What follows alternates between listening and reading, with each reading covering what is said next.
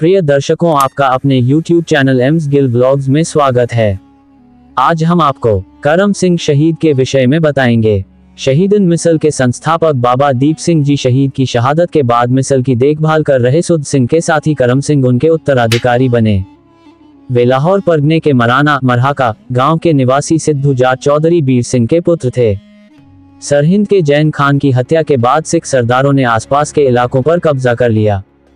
करम सिंह ने अंबाला जिले के शहजादपुर, माजरी और केसरी परगने पर भी कब्जा कर लिया, जिससे सालाना 1 लाख रुपए की आय होती थी।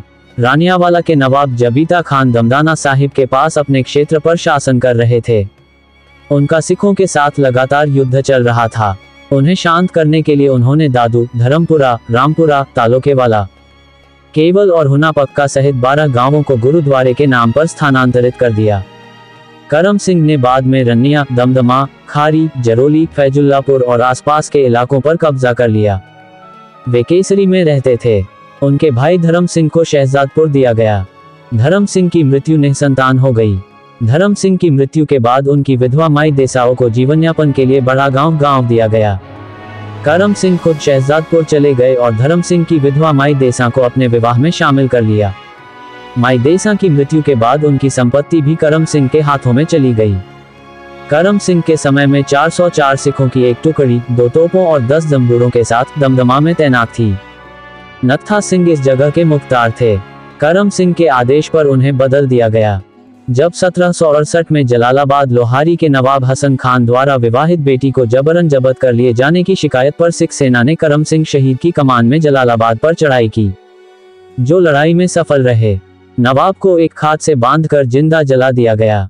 नवाब के एजेंट, एक हिंदू कलाल जिसने उन्हें खूबसूरत लड़कियों के बारे में बताया था, को सार्वजनिक रूप से मार दिया गया।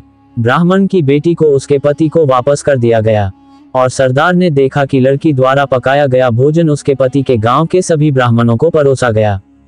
सिखों ने लड़की के पति को उसके साथ अच्छा व्यवहार सुनिश्चित करने के लिए पर्याप्त धनराशि दी। करम सिंह ने अपने क्षेत्र पर बहुत कुशलता से शासन किया।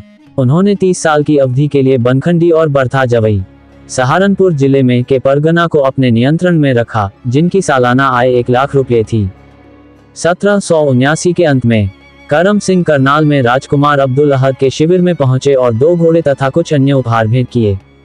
उन्हें 5 टुकड़ों की खिल्लत, 1 सरपेच और 1 तलवार प्रदान की गई।